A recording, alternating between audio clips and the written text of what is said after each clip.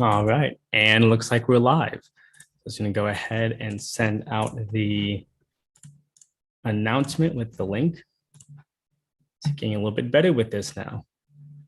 Let's see, I think I even have the audio pre-muted. Oh, yes. Here, one moment. I really need to find an automation to make this better. It's quite all right.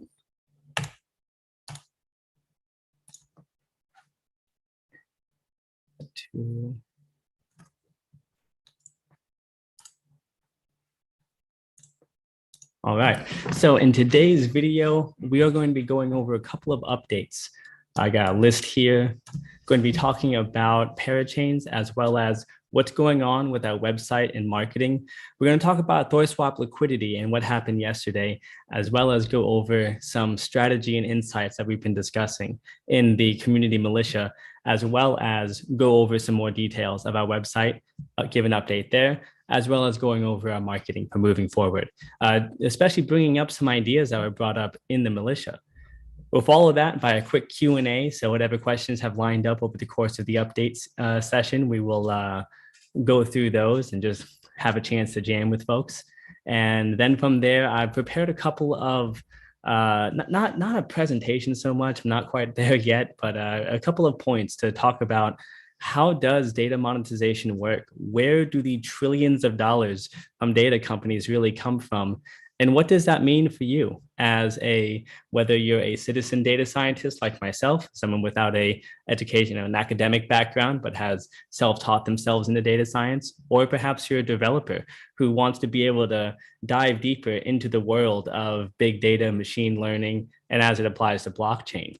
Even as an enthusiast, somebody who is excited by what's happening with big data, and you're looking for a way to participate, we understand that education is going to be the key to being able to really bring out the most value possible from this marketplace that we're building through Kylin and Pichu.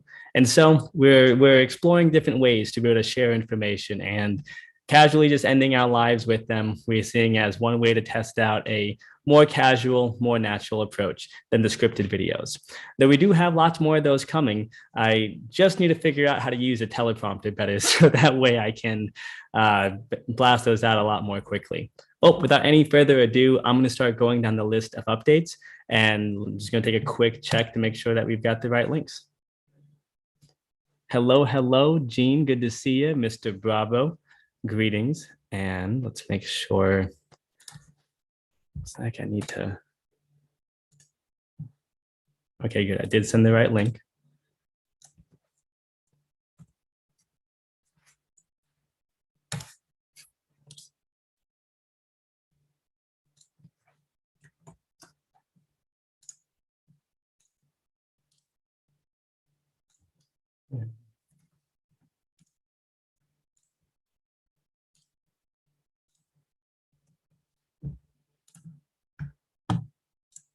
All right, fantastic. I think that just about did it.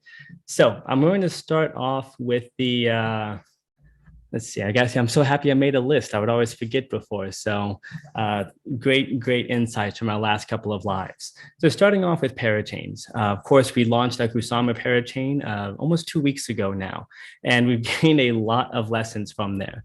We've explored and have, one, just to catch anybody up who might be just recently joining us, we launched on Kusama our Canary Network token, Pichu. This is one going to be where we run our various tests to ensure the stability of whatever data applications we're looking to deploy on Kylin. On top of that, we'll be specializing in tools and different types of software that can help make it easier for other projects to deploy parachains on Kusama, as well as expanding into Polkadot. Now, those auction process, we did have a awkward situation to have to dive into. On one side, we would be able to launch immediately. This was as of about 2 weeks ago. Unfortunately, that would mean that we would be launching without being able to do a proper marketing push, as well as without having the proper educational materials. Alternatively, if we went the other direction, we may not have been able to even launch it until January, probably closer to February.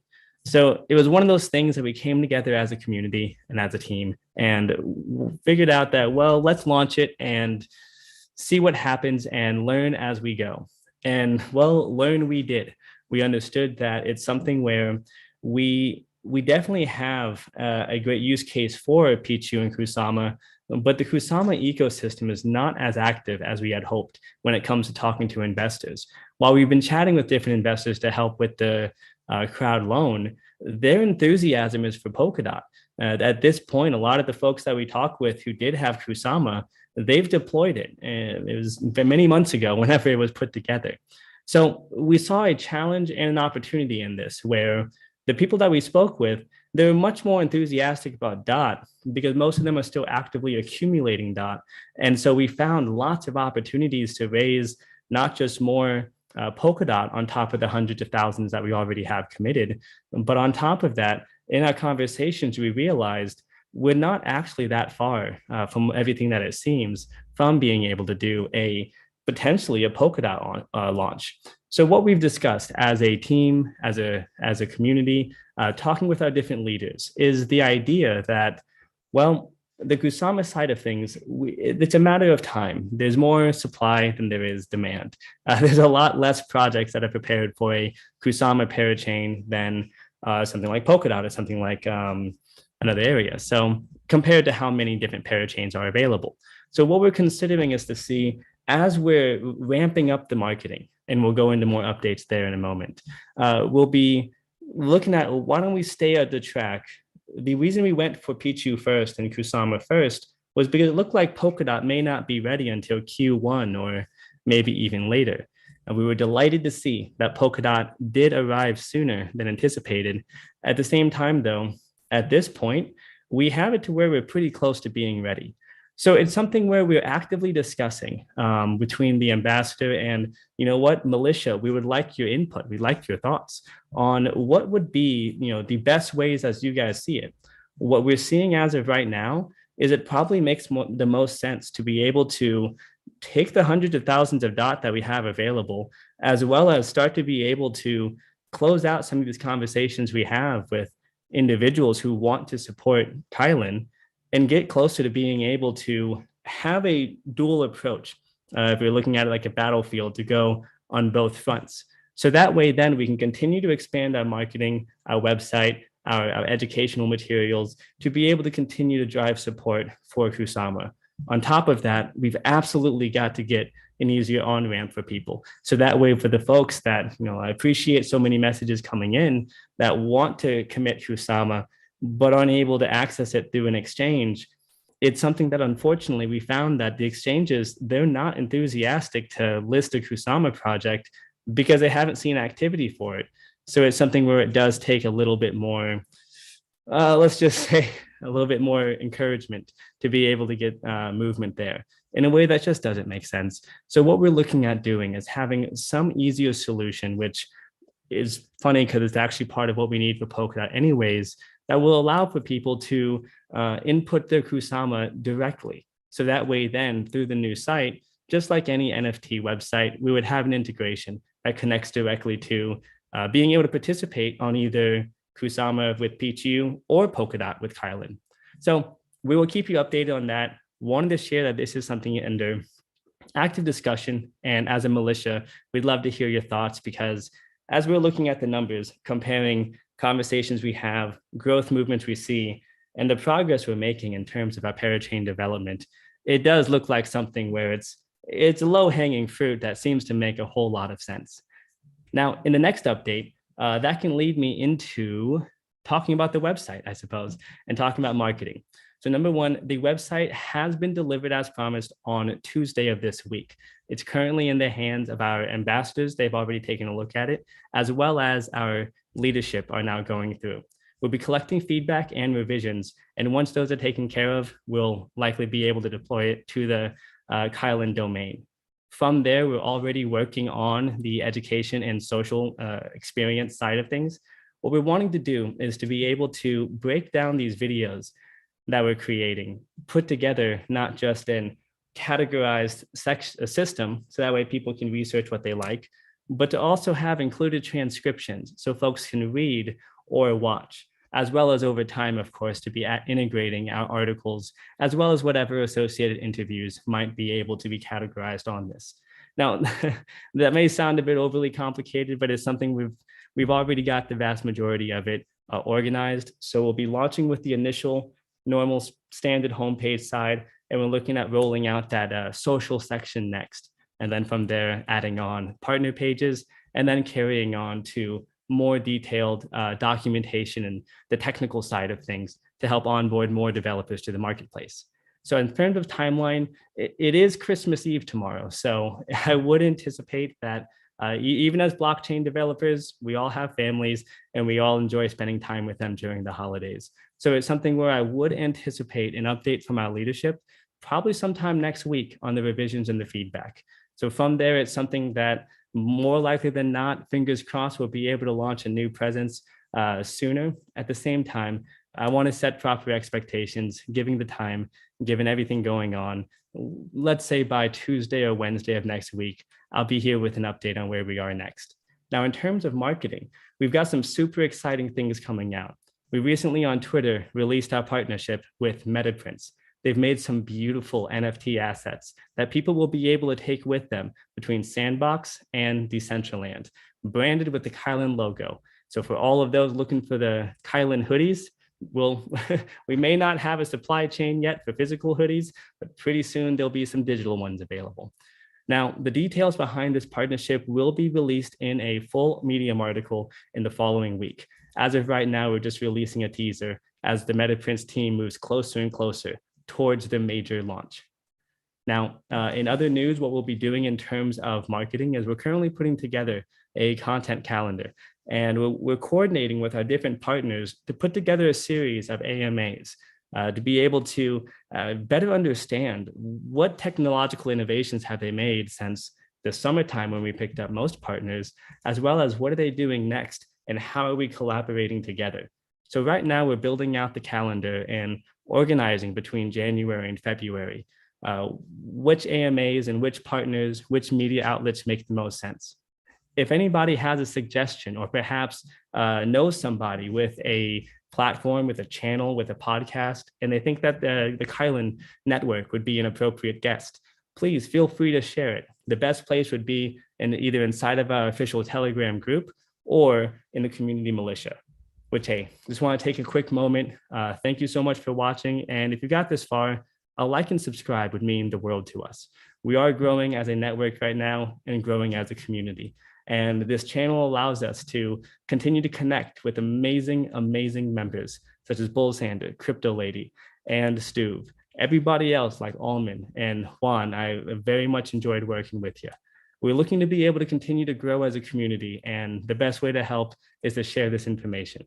Now, if you guys have any questions at all, feel free to drop them in the chats. I will be going in there at the end of this video. But for right now, I'll go on to the next item. So yesterday, there was a amount of Kylin that was removed from the ThorSwap pools, and there was a couple of questions that came in about that. I saw confirmation as of late last night that what was happening is ThorSwap is actually moving capital around in preparation of their synthetic assets coming out in Q1 of 2022. That's just a little bit around the corner.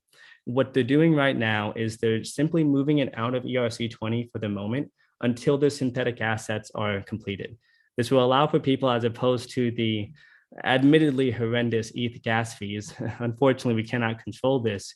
They're getting the system set up to be able to upgrade, where they'll be able to access closer to, well, penny transaction fees, as opposed to in the double-digit dollars or even triple digits. So we'll keep you updated as we find more insights from them. We are in active communications with the ThorSwap team, and we'll let any updates out either through Twitter, Telegram, or right here on YouTube. Now, next, I want to be able to give a shout out to our community Militia. Within just less than a week, we have over 50 people strong in there. And I want to make sure I respect the amazing conversation and insights we're getting in there so far here on this chat. So what I'll be doing is actually live here on camera, speaking about some of the insights, discussing and describing where we are with certain items, as well as, please, the Militia is the place to continue to add your feedback. If you see a better opportunity, or perhaps you know something that we don't, the Militia is definitely the place to share it. We could almost call it the Kylin Brain Trust, perhaps. We're looking to be able to bring the collective knowledge of our community, bringing together developers, designers, enthusiasts, and technologists, and anybody who'd like to be a part of writing the story of where Kylin goes. Drop a message into our official Telegram or leave a comment here on YouTube, and one of our moderators can drop a link to, oh, I guess not in the comments, excuse me, don't do that, there's scammers in there. Go to our official Telegram channel, the official Telegram channel, and that's where we can connect with you to share the Militia link. All right, well, with that, I'm going to take a moment and catch up here in the chat. Yeah, I think this is the earliest AMA I've done in a while. I'm usually a night owl, though. I'm a morning bird naturally, but crypto never sleeps, and so we don't very often.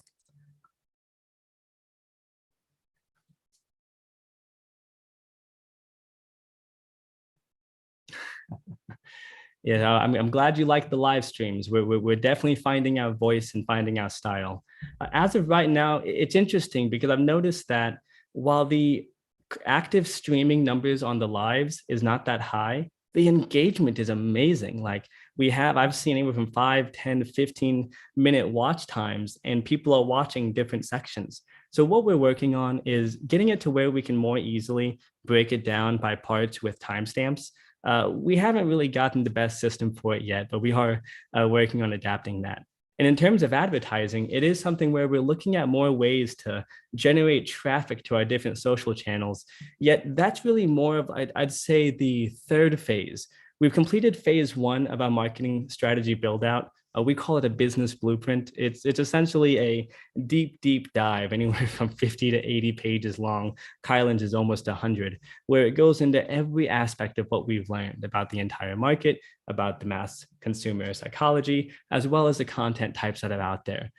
From there, we're able to gather what is the best approach we can take. And now we're in stage 2, which is implementation.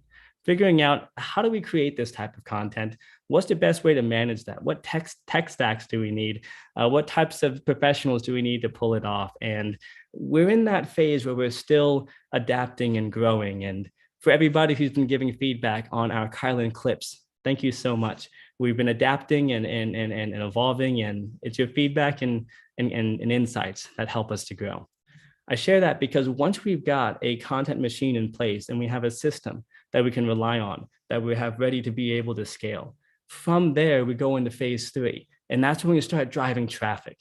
And we're already in conversations with some super exciting firms that I think would be excellent to be able to partner with. At the same time, though, those are details that are still being actively worked on and discussed as a leadership team. We'll keep everybody updated in regards to our marketing scaling strategy. Bull Sanders, so great to see you here, my brother.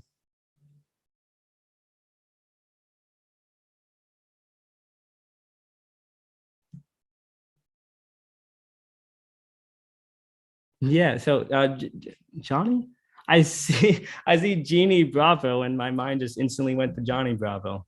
So we are in talks with the exchanges to find out, is there any way they can list us for Pichu? And the challenge that we're facing is that it's Kusama as a whole that they're just not excited about. And of course, Pichu isn't listed anywhere. Kylin isn't even there yet. So it's something where it's another part of the reason of what gave credence to the idea that perhaps we should be doing simultaneous auctions, because we've spent the last year preparing for the Kylin parachain. We've got capital prepared for it. We already have a direction with the exchanges for Kylin, and there's just a system there. Pichu, we kind of had to move quickly on that and didn't have an entire year available of preparation. So yeah, we'll keep you updated on how that looks. As of right now, the most likely solution is going to be to have a system where people can directly participate with their Kusama through a Web3 integration on our website. And we'll keep everybody updated about that. Yes, Crypto Unplugged, they're on our radar. Excited to chat with them.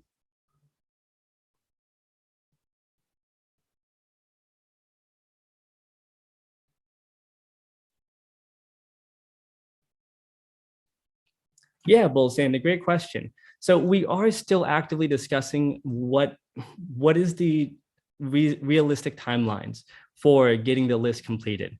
There's 14 specific items that we'll have to take care of. Some of them are pretty simple. Some of them, we don't actually know what the timeline would be. It could be a week, it could be a month. And so before we can share like more specific details, we really need to get these things worked out. They're very technical in nature though. So we need to go through a couple of layers of people doing research, as well as being able to confirm the hypothesis of the best way we see to move forward.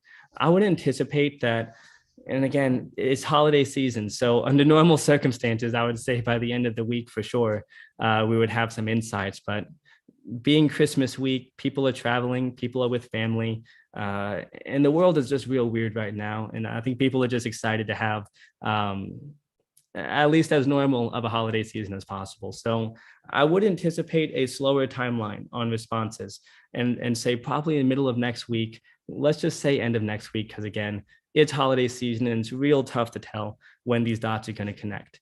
It is something I'll tell you I am actively working on. We do have a meeting later today as a leadership team to go over this, and perhaps there's some more updates I'm unaware of. If that's the case, though, it's definitely going to be here in the community that we'll share it as soon as we have more insights. All right, so what I'm going to do, I'm going to dive into the Militia, because I saw some awesome conversations in there.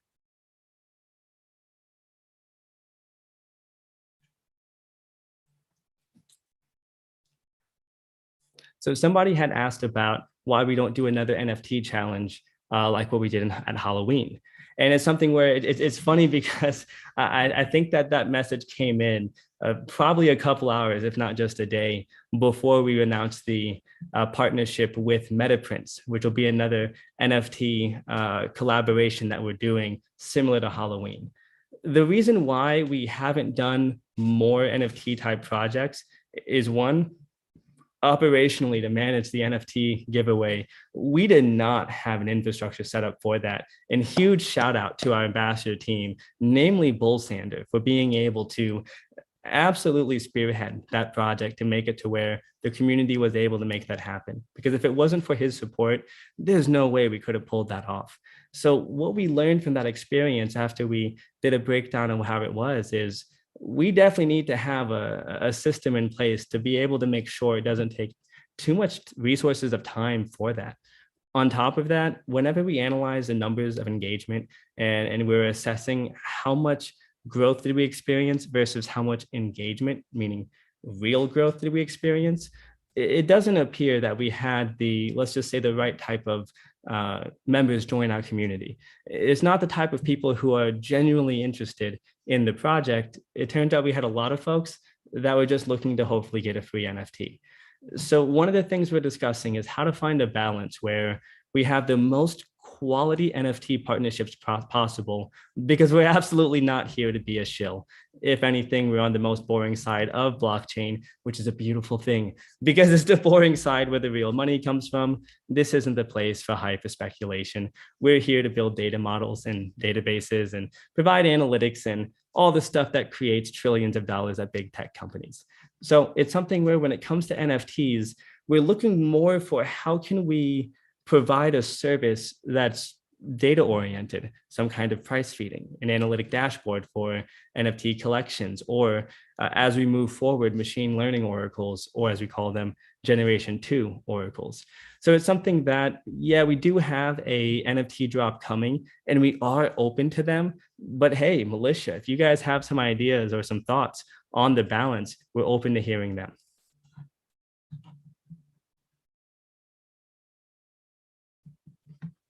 Now, this does bring up an excellent point, is discussing, see the conversation turning towards more AMAs and being able to get more media out there around what we're doing as a project. And this is something we had actually halted because it was all focused on the various initiatives we have going on. Pichu putting together a marketing strategy, expanding out the team, as well as getting ourselves in position for a scale up next year. Now, what we want to be able to do is have a more organized approach to AMAs, because thus far it's been kind of sporadic.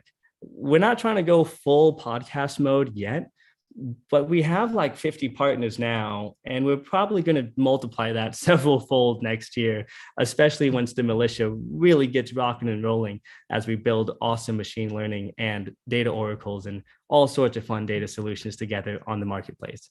But it's something where there's a lot of opportunity for cross-pollination with those communities, because most of these partners we have are also very technical in nature. They have unique data problems, as well as we can discuss how those data solutions can be built using Kylin and Pichu, as well as provide deeper insight on the use case of our marketplace, as well as the technologies built on our data blockchain. So we have that in the plans. The reason we haven't done more further is holidays are a real tough time to start new initiatives. So instead, we're stacking out our calendar going into January. Now, I'd expect probably closer to middle to end of January would be about the time period we'd have a more publicly facing type content calendar. As of right now, we're still putting the systems together, so there's nothing available. It is something, though, where if you have any suggestions on a podcast, on some kind of a media, or maybe it's another blockchain project that you think would just be a great, I guess a great synergistic relationship for us to begin having conversations with, please hop into our Militia and share your thoughts. And that's exactly what it's here for: strategy, insight, ideas, a place to have educated conversation and to really go over, I guess, as a community, to have that knowledge share and that mind share of how to have the best strategy possible for Kylin. What is the difference between first generation and second generation oracles? Yeah, so great question, because even first generation oracles are fairly new. It was really Chainlink during, I'd say, the DeFi boom 2019 was when it really hit the scene as a normal part of the blockchain vocabulary. A standard oracle takes data off chain and brings it on chain. You can think of it kind of like, imagine if you have a building, a skyscraper, and this thing is locked tight. I mean, it is hurricane proof, earthquake proof, tornado proof, undestructible. But it can't access everything outside. That's how it's able to stay so safe. So there needs to be a way to be able to somehow penetrate this impenetrable wall that the building provides, to be able to get information, let's say a letter, a physical envelope inside. So you can consider what an oracle does is it's able to take something from the outside and bring it inside in a manner that works properly. It gets way more technical than that, but I think that was a new description. I hope that sounds nice. A generation 2 oracle, on the other hand, it's not just about data extraction, data retrieval, we could call it, and then putting it on chain. A generation 2 oracle is actually doing analysis. So whenever a Gen 1 oracle is pulling information, that's only at that moment in time. So it can tell you what the price of Bitcoin is right now, but it's not going to tell you what the average price of Bitcoin has been over the last 2 weeks versus the last 4 weeks, whatever other data types you might want to dive deep into. So it's something where a generation 2 oracle is a system that is using some type of a automated machine learning process. And it is not just pulling data off chain, it's running analytics and machine learning systems on this off-chain data. Where this is especially useful is for data that is natively on blockchain, because even though blockchains can have some levels of connection, like through bridges and such, the thing is there's a lot of different data types, and it gets very, very geeky, but you can consider it, they just speak different languages and they're not able to connect. So to have machine learning systems that are natively optimized to speak each of those languages, that are able to process the data in a way that is verifiably secure. So within machine learning, typically it can be a black box, or it can be very difficult to not describe, but to prove, there we go, to validate how this insight came together. So if you just go to a website, connect to an API, you might have no idea where that data is coming from, which makes it risky and difficult to build an application on top of, especially one for blockchain that's typically used to manage billions of dollars. On the other hand, with Kylin, our entire focus is data validation. It's literally what the blockchain is optimized for. While Polkadot is like an outsourced security blockchain, Kylin is a data blockchain, specifically data validation, to make sure the data is correct, to make sure it's secure, and to provide a marketplace that can give people options in order to be able to decentralize the power that data has within it. So what we've been working with and what we've found a way to do is to not just run machine learning insights, which is something that college kids can do nowadays, so that's not the most revolutionary thing, but a way to be able to show, well, what algorithm is being used? Why did that algorithm get chosen? And how accurate and how frequently is this algorithm correct? How often is it wrong? These types of insights are extraordinarily important for a blockchain application or a blockchain network. So a generation 2 Oracle is able to do all of that, where the simple answer is it's still pulling a data point of a machine learning insight, but it's validating how that data came up to be. Hope that helps, my friend. I love this comment here by Mr. Miyagi. Thank you so much for your detailed and well thought out response here. Essentially, he's describing that we have a wealth of information available across our assets at Kylin, but our website has been the same, and we don't do a great job of describing all these things. And Mr. Miyagi, I would agree completely. It's something where it's been something that we've had under discussion for, I hate to say it, but many, many months. And while we've been looking at this since September, there have been a multitude of initiatives that did take the priority along the way. Now we do have it to where as of right around the end of November, we were able to dive deep and double down on the site as an absolute priority. It's been about 3 weeks. We would have had the site ready a week earlier, but I did actually axe the previous direction. It was pretty, it was nice, but it was not going to be what we need specifically for what you described. Something that makes it to where we can have an education hub. And Mr. Miyagi, I appreciate your precocious thoughts, because it's something where this is exactly the direction that we see where we need to go.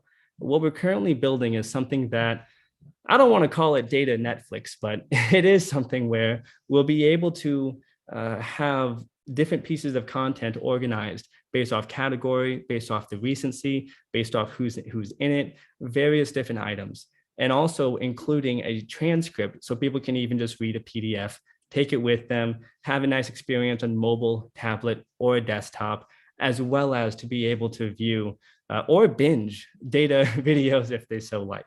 On top of that, we want to be able to integrate this with our other social channels, where we'll have short posts and long posts. And so it's something that the structure to make that happen, and setting up a site that's pretty, yeah, that can take less than a week, but putting together an enterprise system that allows us to not just deploy a bunch of great educational resources, to integrate our social channels so that way people can be spending time on the site, as well as is optimized to have the highest chance of converting people over. Plus more with documentation, developer materials, compliance, documentation. It's something where we want to have this considered insight from you guys. So as we build, we're actually going to be doing this one page at a time. The first design that I sent out on Tuesday to the team, that is just the homepage, and consider that a blank canvas. It's where we're starting from. We're able to customize the animations. We're able to build any type of design. And what we're going to be doing is deploying it live. And there'll be a feedback bar, a feedback button that is available for anybody to drop their thoughts. And we absolutely will be encourage you to use it, because we're going to be looking at that feedback and making differences, making changes live, trying things out and testing to see what's going to be the most effective. So thank you so much for your message, Mr. Miyagi. We definitely want to go that route. And hey, I'd love to know from you, what material, what content do you think would be the best that we absolutely focus on? And Juan, you better believe we're going to be showcasing the beautiful data journey that you wrote out for people.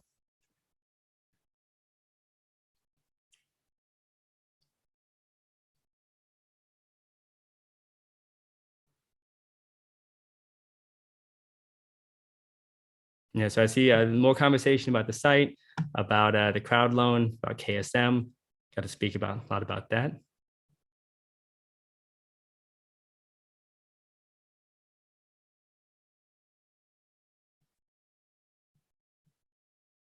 Yeah, so I see D33 describing staking and talking about the dot auctions. And D33, I'm glad you brought this up because staking was another big part of what made us really excited about the idea that, well, what if we potentially, and I say potentially, everybody, because we are still thinking about this stuff, but what if we go and have both happening at the same time? One will happen before the other. We can be advertising both because we're setting up to be able to really crank out more content in January and February. Right now, we're just building out the systems. And on top of that, DeFi is huge. There's so much opportunity right now that we definitely want to move forward and quickly too. So yeah, it is something where we are considering it. It doesn't look like it's going to take that long, but we don't know how long exactly. And that's the detail we have to get together.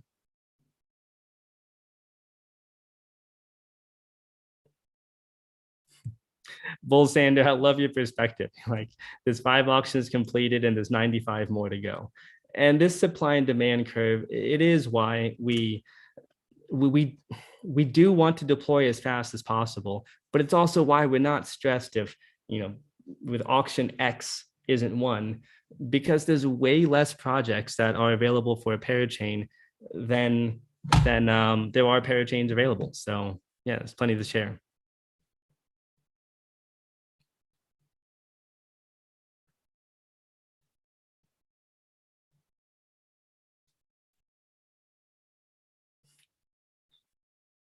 Yeah, everything we can. And guys, I love seeing all this chat. The fact that I'm having to scroll down so much, it's a beautiful thing. So another shameless plug for the militia. If you'd like to participate, jam directly with us. Share your thoughts, ideas, insights, or even challenge us on something that you think can be done better. A place for wholesome, productive conversation. Reach out in an official Telegram group and ask about the Kylin Community Militia. That's where we go and connect with the community directly. And that's where these questions came in. At one moment, I'll take a look at the chat, see if anything I can speak to there. And then we'll finish off talking about money and how to make it with big data. One of my favorite topics in the world.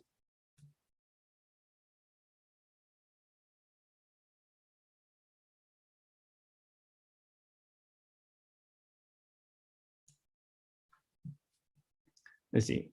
A question from Mr. On Vong. I apologize if I butchered the last name.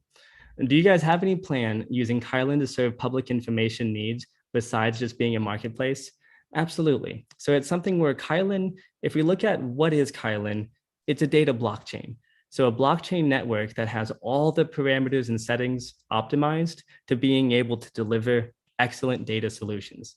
Now, we recognize that while we could simply go and build like the biggest, baddest data warehouse, which is on our tracks, or the biggest, baddest interoperable data pipelines, which we'll also do, that the best way to productionalize, monetize, and scale Kylin would be if we can have a community approach.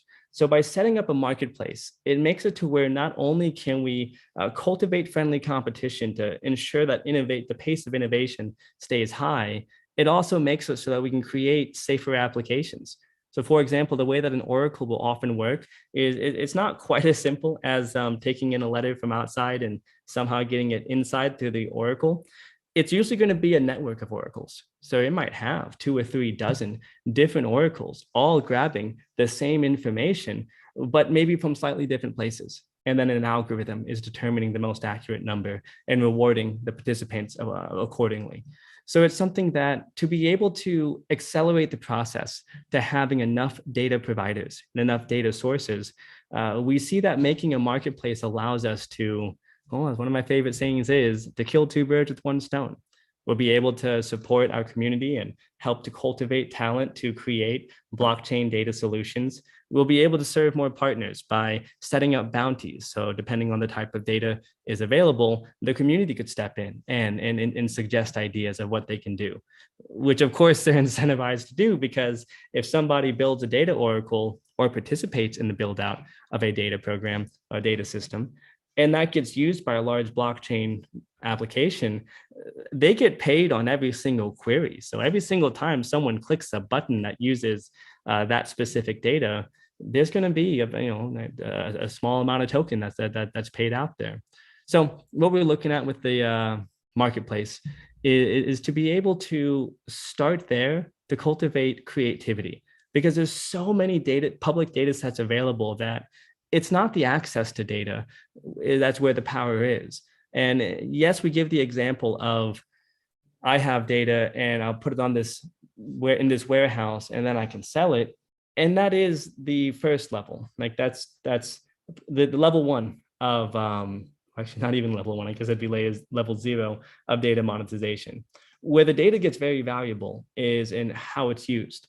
So if someone's able to gather public data in an interesting way, maybe they take a public data set of taxi rides in New York, but they're able to gather just the, I don't know, a specific segment of the market within New York that is the most in demand for something.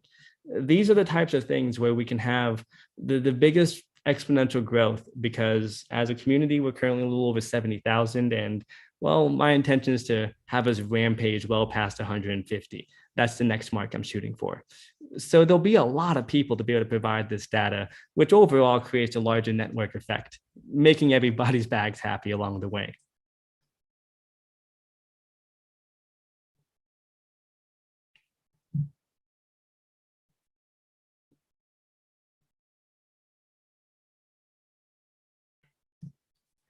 Another question from Jeannie Bravo. Hi, will Ruby Protocol be a competitor or an addition regarding handling data? They're going for a parachain on DOT Q1, Q2 next year. This question is regarding being a first mover into Polkadot. Yeah, so it's something where there are other projects that do offer data type solutions, but data is extraordinarily nuanced. When you're talking about data processing versus data warehousing versus data extraction, these are all separate solutions. And while there's many, many different data blockchain projects in blockchain, in the ecosystem, there's even more data problems to be solved. And it actually really does take all of us. So it's something where Ruby Protocol, we don't see them as a competitor because we solve a wide variety of needs in a marketplace that has far more demand than it does supply. For example, there's no such thing as machine learning oracles right now. It's not a thing. There's marketplaces where you can use artificial intelligence, but you need to know how to use AI to be able to make those things function.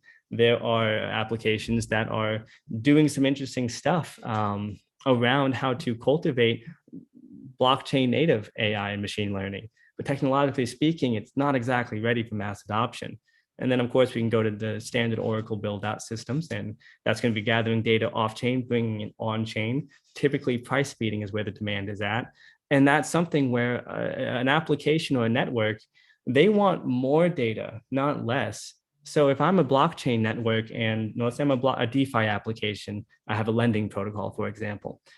If I need to have a price feeding oracle to be able to determine the price of a pair in order to find out what the liquidation fees are going to be, or liquidation time is going to be, I need that to be as accurate as possible.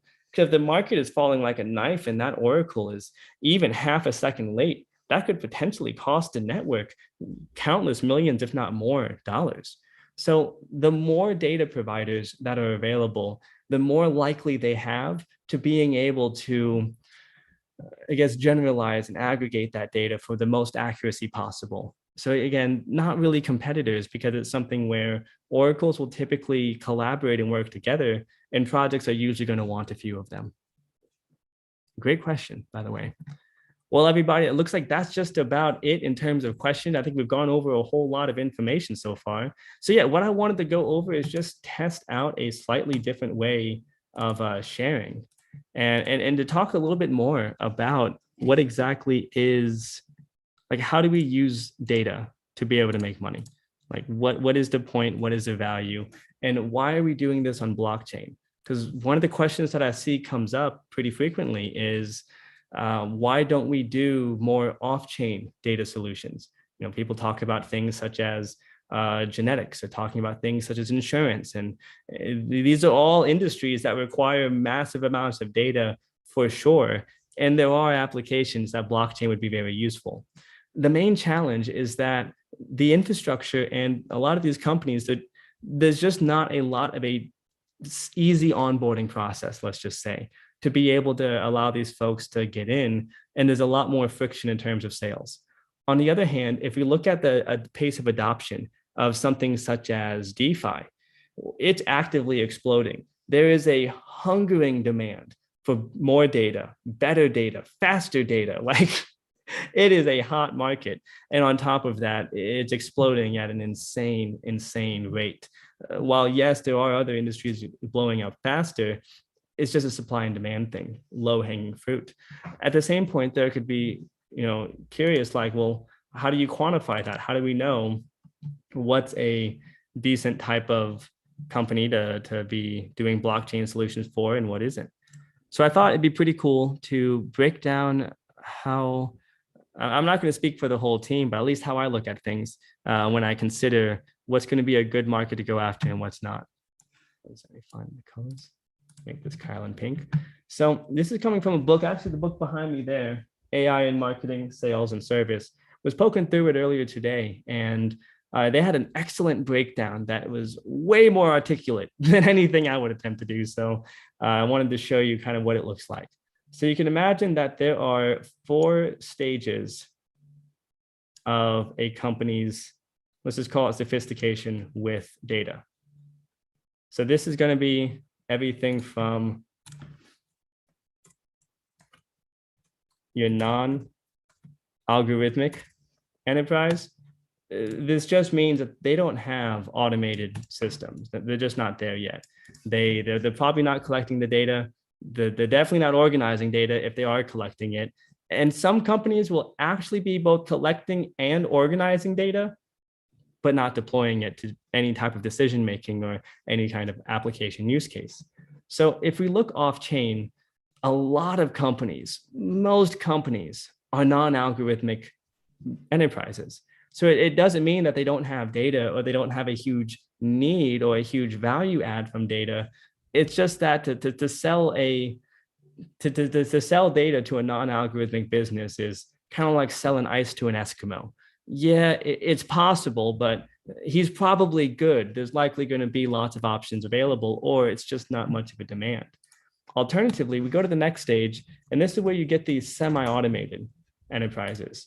So at this stage, they're working with some types of automations. They've probably got some dashboards, and they're likely going to be referencing specific KPIs or key performance indicators.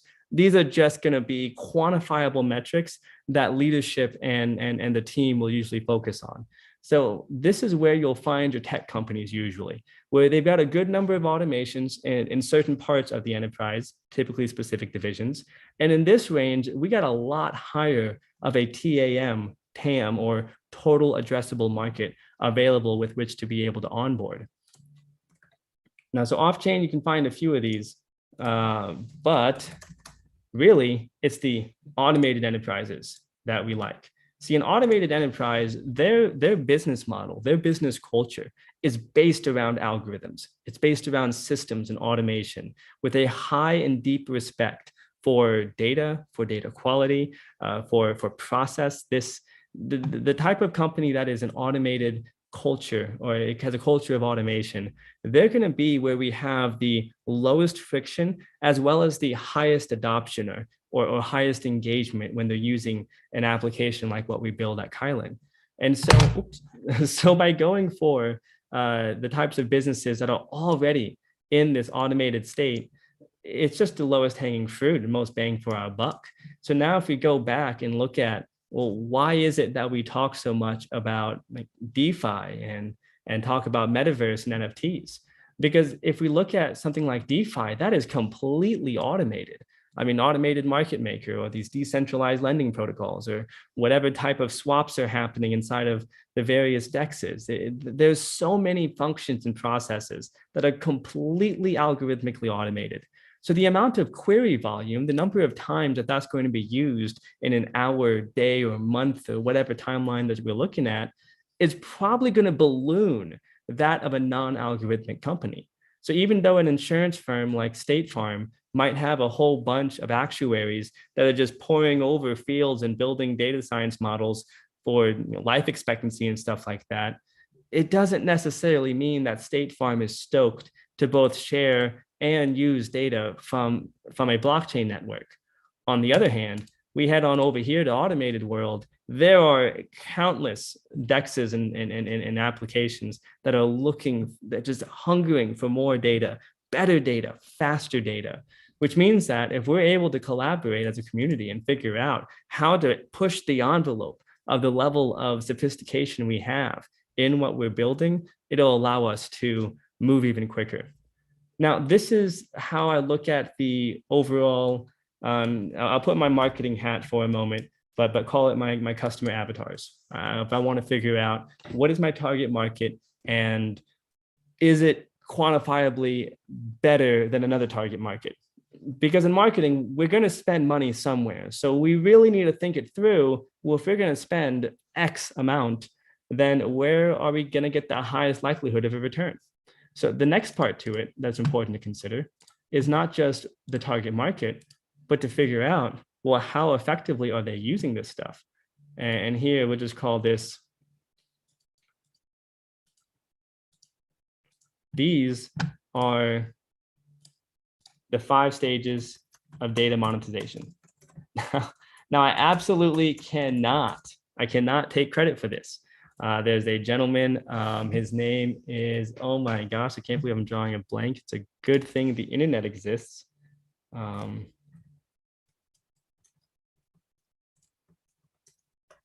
Oh, that's embarrassing. I can't remember his name. Okay, it'll come back to me. And worst case scenario, I'll do it later on. It's a book that I reference all the time. I let a friend borrow it or else I just grab it. But anyways, back to the 5 stages of data monetization. First, you have what is just data monitoring. Basic. Can they access their data? Oh, I remember the name.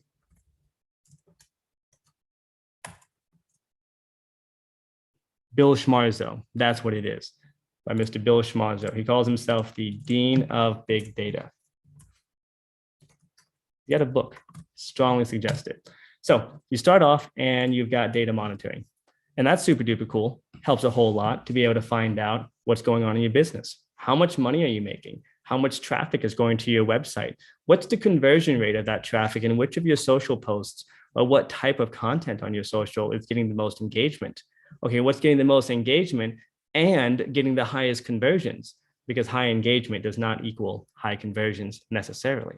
So to be able to access this information enough to be able to answer these types of questions, that's a good sign that a company is in the data monitoring or business monitoring stage of data monetization.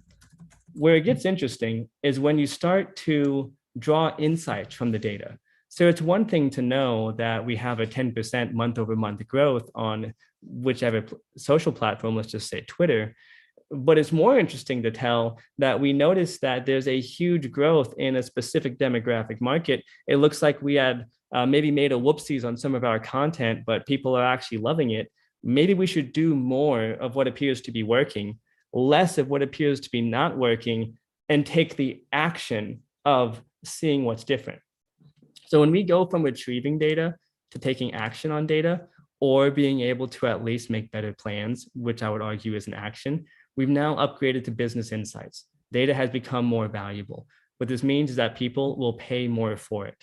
So this chart is important to be able to look at these things as back to supply and demand, of course, but also from the perspective of how much are firms willing to pay for this type of stuff?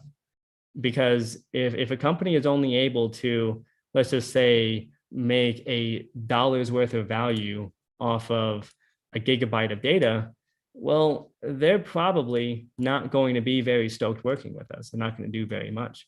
On the other hand, if it's something where perhaps a company is able to make $5,000 on a gigabyte of data, well, they're probably going to be willing to pay a lot more for a service. So similarly to how the only time it really makes sense to be actively trading because of Ethereum gas fees is for people who are using large volumes of transactions or large amounts in their transactions. For somebody like myself using Uniswap to do a $200 trade doesn't really make a whole lot of sense. Now, someone doing a $20,000 trade, the $1,500 of gas fees don't really matter.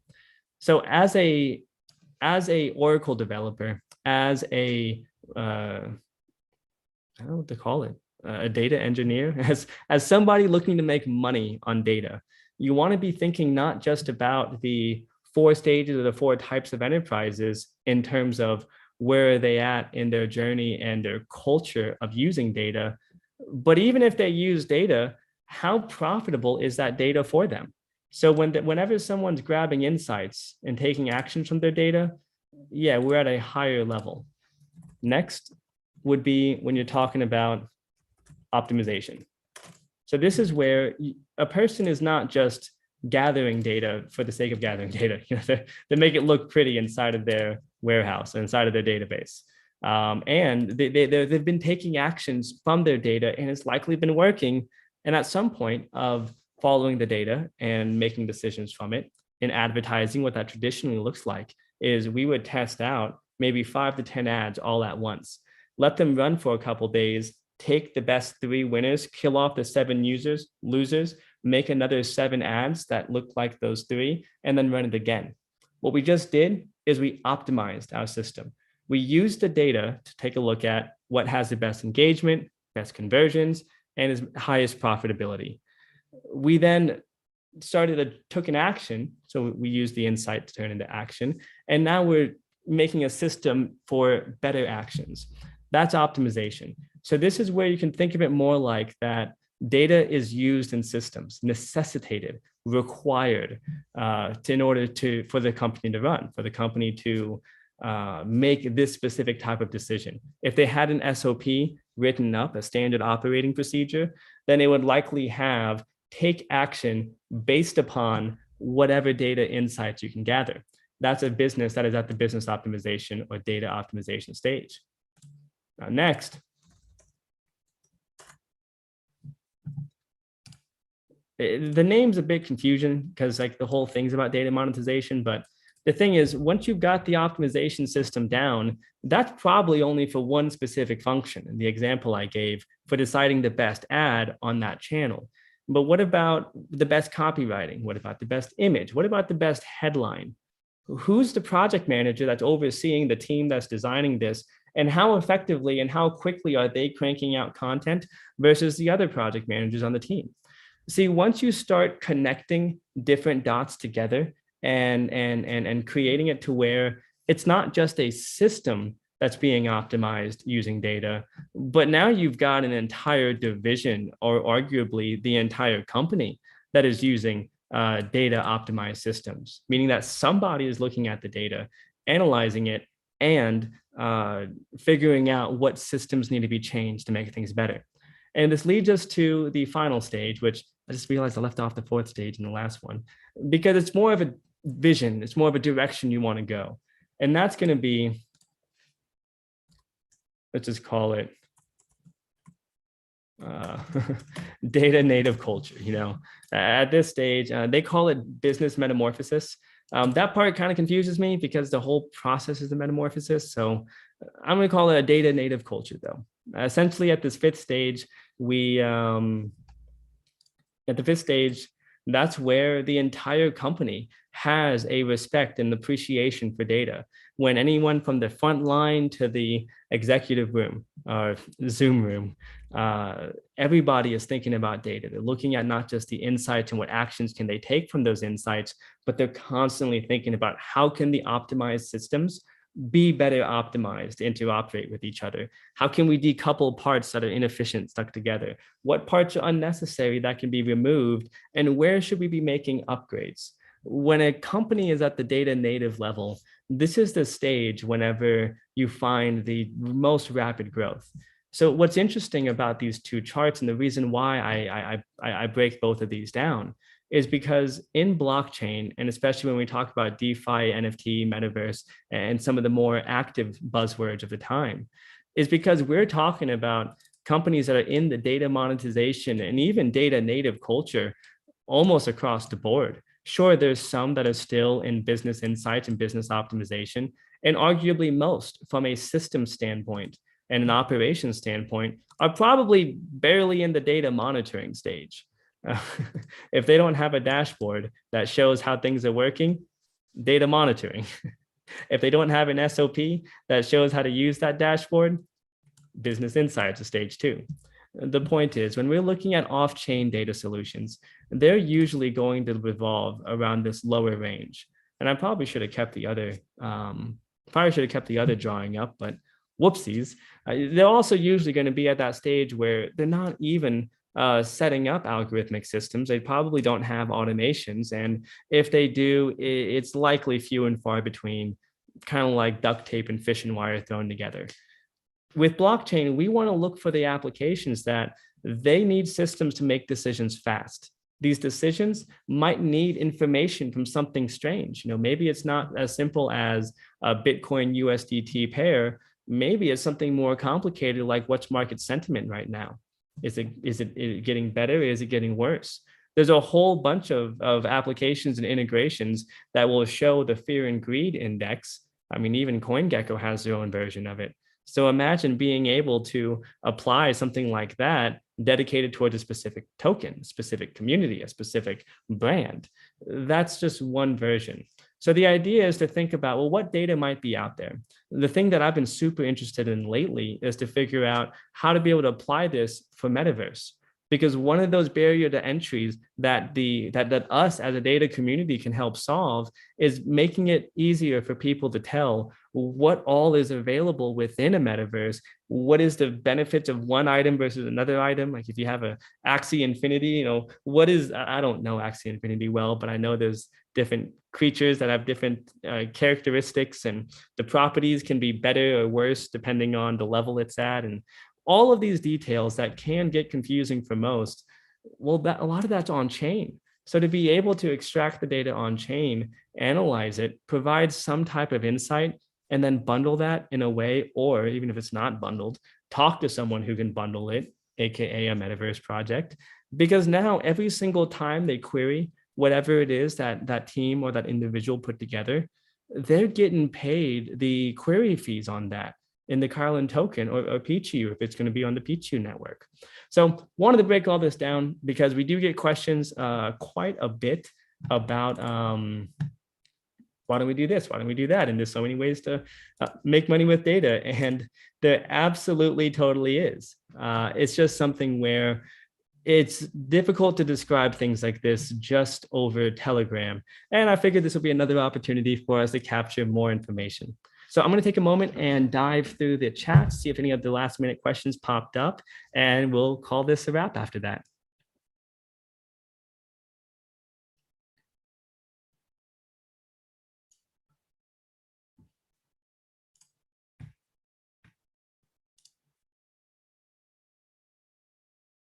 All right, fantastic. Well, hey, everybody, it looks like we are good to go. We've got a lot more information coming out over the next couple of days and weeks, and we're getting everything ramped up as we're finishing out the year and entering the holiday season by making sure we have the best action plan and strategy to make sure that we can go not from 0 to 1 like we did this last year, but to take things from 1 to 100. If you have any feedback, questions, comments, concerns, emotional outbreaks, please feel free to connect with us directly. We're here to answer questions that you're looking for. Our official Telegram is active most hours of the day and night. And if you're looking to participate, if you want to connect with us directly and share whatever it is that might be on your mind of what you think can be done differently as a community, hop into our Militia. We talk strategy there all day and night. So thank you so much for watching. Until next time, y'all. Bye for now.